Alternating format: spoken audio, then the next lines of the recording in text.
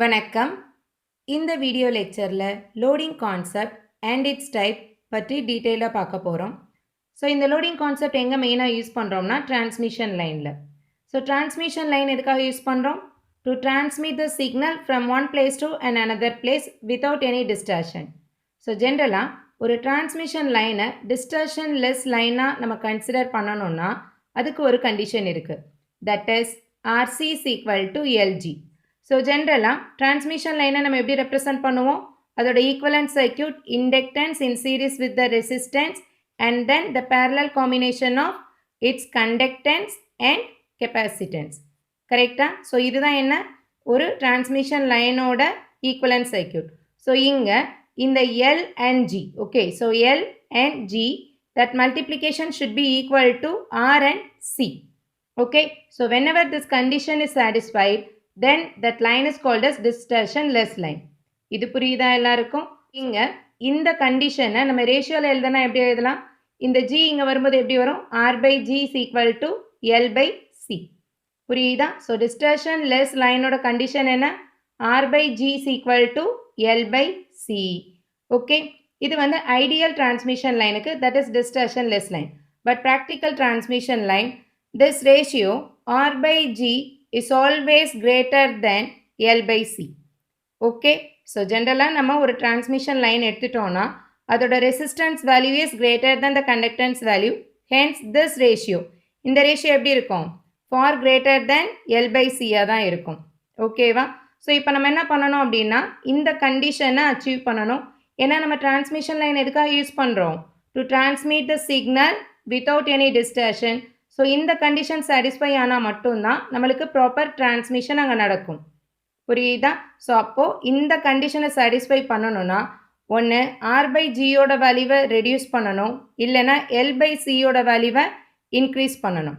Okay, so இங்கே எந்த method use பண்ண போகிறோம்னா லோடிங் கான்செப்ட். ஸோ இந்த மெத்தட் யூஸ் பண்ணும்போது எஃபெக்டிவாக இந்த கண்டிஷனை சாட்டிஸ்ஃபை பண்ண முடியும். எல் பை சியோட ரேஷியோவை இன்க்ரீஸ் பண்ணணும்னா நம்ம ஒன்று இண்டக்டன்ஸை இன்க்ரீஸ் பண்ணலாம், இல்லை கெப்பாசிட்டன்ஸை டிக்ரீஸ் பண்ணணும். ஸோ கெப்பாசிட்டன்ஸ் டிக்ரீஸ் பண்ணுறதை விட இண்டக்டன்ஸை இன்க்ரீஸ் பண்ணுறது நம்மளுக்கு எஃபெக்டிவ் மெத்தட். புரியுதா? So it is necessary to increase L by C ratio to achieve distortionless line. First one is lumped loading concept. So இந்த மெத்தடில் இந்த லம்ப்டு இண்டக்டர்ஸை டிரான்ஸ்மிஷன் லைனோட பர்டிகுலர் யூனிஃபார்ம் இன்டர்வல்ஸில் பிளேஸ் பண்ண போகிறோம். ஸோ இந்த இண்டக்டர்ஸ்னால என்ன ஆகும்? The overall inductance of the transmission line increase ஆகும். புரியுதா? So that is called as lumped loading. Okay, so definition என்ன கொடுத்துருக்காங்க? The inductance of a transmission line can be increased by inserting the lumped inductors at uniform intervals along the line. This is called as lumped loading. So lumped இண்டக்டர்ஸ்னால் என்ன? Small physical inductors.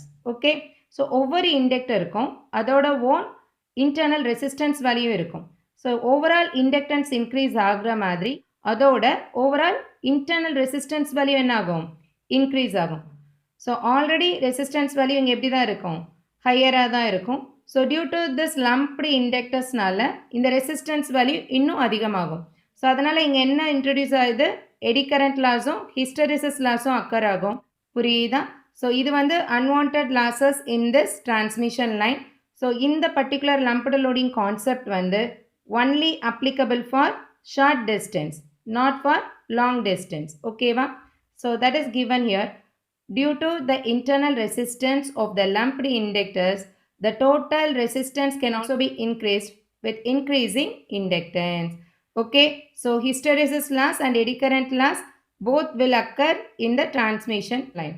Thus, the lumped loading is applicable only for limited range of frequency and for short distance. Okay, at the same time, in the lumped loading ku sila advantages irukku. So cost wise பார்த்தோம்னா it is affordable one. Okay, so ஏன்னா எல்லாமே small inductors தான். Okay, so next இந்த இண்டக்டர்ஸை existing transmission லைனில் நம்மளால் modify பண்ண முடியும். ஓகேவா? ஸோ நெக்ஸ்ட்டு இந்த லோடிங் காயில்ஸ்னால் வரக்கூடிய லாஸை நம்ம அனலைஸ் பண்ணுறதுக்கு ஒரு ஈக்குவேஷன் யூஸ் பண்ணுறோம். That is Campbell's equation. Is used to calculate the effects of loading coils in reducing the attenuation and distortion in lines. That is cos h n gamma dash is equal to cos h n gamma plus zc sin h n gamma by 2 z naught. Okay va? Next one is continuous loading method. இந்த மெத்தடில் high permeability இருக்கிற magnetic மெட்டீரியல்ஸை transmission லைனில் ஃபுல்லாக என்ன பண்ணிடுறோம், சுற்றி வச்சிடும், wound பண்ணிடுறோம். ஸோ இங்கே மேக்னெட்டிக் மெட்டீரியல்ஸ் என்ன ஆகும், it can increase the magnetic flux. Magnetic flux increase ஆச்சுன்னா இதோட இண்டக்டன்ஸ் என்ன ஆகும், இன்க்ரீஸ் ஆகும். That is called as continuous loading. Continuous என்ன பண்ணிகிட்டே போகிறோம், இந்த மேக்னெட்டிக் மெட்டீரியல்ஸால் வவுண்ட் பண்ணிடுவோம். ஓகேவா? So in continuous loading method a type of iron or some other magnetic materials having high permeability, example permalloy or U metals, are wound on the transmission line to increase the inductance. Okay, so the increase in the inductance for a continuously loaded line எப்படி mention பண்றோம், L is equal to mu by d by nt plus 1 in terms of millihenry. So இங்கிறது என்னன்னா permeability of the magnetic materials, எதை வச்சு நம்ம surrounding wound பண்ணுறோமோ அந்த மெட்டீரியலோட permeability. இங்கே டின்றது diameter of the conductor. Okay, next என்னன்றது நம்பர் ஆஃப் லேயர்ஸ், எத்தனை லேயர்ஸ் நம்ம வவுண்ட் பண்ண போகிறோன்றதை பொறுத்து இருக்கு. Then t is the thickness of the magnetic material. ஓகேவா? So this is the increased inductance value. So இதோட மேஜர் அட்வான்டேஜஸ் என்னன்னு பார்த்தோன்னா, attenuation is independent of frequency. இங்கே attenuationோட வேல்யூ எப்படி இருக்குது, r by 2 square root of c by l. So இங்கே inductance increase ஆச்சுன்னா attenuation என்ன ஆகும், டிக்ரீஸ் ஆகும். புரியுதா?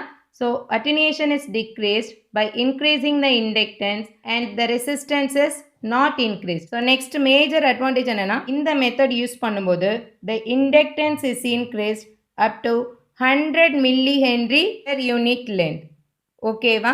கண்டினியூஸ் லோடிங் மெத்தடில் சில டிஸ்அட்வான்டேஜஸ் இருக்குது. இங்கே ஹை பெர்மியபிலிட்டி மேக்னெட்டிக் மெட்டீரியல்ஸால் நம்ம கண்டினியூஸாக டிரான்ஸ்மிஷன் லைனை வவுண்ட் பண்ணுறோம். So it is very expensive method. அதே மாதிரி எக்ஸிஸ்டிங் டிரான்ஸ்மிஷன் லைனை நம்ம மாடிஃபை பண்ண முடியாது. அதுக்கு பதிலாக என்டையராக new transmission line with this high permeability மெட்டீரியலை தான் பிளேஸ் பண்ண முடியும். ஓகேவா? So next attenuation and frequency characteristics of loading methods. இந்த கிராஃப் ரொம்ப இம்பார்ட்டன்ட். இங்கே 3 டிரான்ஸ்மிஷன் லைனை கம்பேர் பண்ண போகிறோம். ஒன்று unloaded transmission line, next one is lumped loader line, the third one is continuously loaded line. Okay, so graph எதுக்கு நம்ம draw பண்ணியிருக்கோம், attenuation versus frequency. attenuationன்றது it is a distortion. So நம்ம இனிஷியலாக என்ன பார்த்தோம், டிஸ்டார்ஷன் லெஸ் லைனுக்கான கண்டிஷன் என்ன, r by g is equal to L by C. இந்த கண்டிஷன் இருக்கணும். But unloaded line, that is practical கேஸில் இந்த ரேஷியோ வந்து for greater than L by C-ஆக இருக்கும். கரெக்டாக? ஸோ இங்கே டிஸ்டார்ஷன் அதிகமாக இருக்கும்.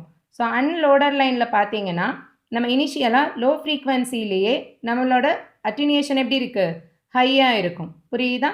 ஸோ இந்த டிஸ்டார்ஷனை ரெடியூஸ் பண்ணுறதுக்கு தான் நம்ம லோடிங் கான்செப்ட் வரும். அதாவது லோடிங்னா என்ன சொன்னோம், இண்டக்டன்ஸோட வேல்யூவை இன்க்ரீஸ் பண்ணுறது, that is called as loading. So இப்போ லம்ப்டு லோடிங் மெத்தடில் நம்ம ஒரு பர்டிகுலர் ஃப்ரீக்வன்சி வரைக்கும் தான் இந்த டிஸ்டார்ஷனை ரெடியூஸ் பண்ண முடியும். Okay, at the same time ஒரு ஃப்ரீக்வன்சிக்கு மேலே போச்சுன்னா இதோட ரெசிஸ்டன்ஸ் வேல்யூ என்ன ஆக ஆரம்பிச்சிரும், இன்க்ரீஸ் ஆக ஆரம்பிக்கும். கரெக்டாக ஞாபகம் இருக்கா?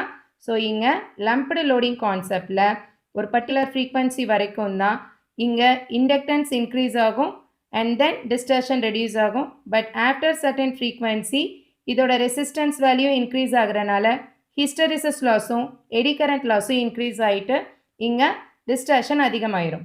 புரியுதா? So the third method is continuously loaded method. இந்த மெத்தடில் நம்ம என்ன பண்ணுறோம், கண்டினியூஸாக மேக்னெட்டிக் மெட்டீரியலால் டிரான்ஸ்மிஷன் லைனை வவுண்ட் பண்ணுறனால நம்மளுக்கு இண்டக்டன்ஸ் வேல்யூ இன்க்ரீஸ் ஆகும். பட் ரெசிஸ்டன்ஸ் வேல்யூவில் எந்த ஒரு சேஞ்சுமே இருக்காது.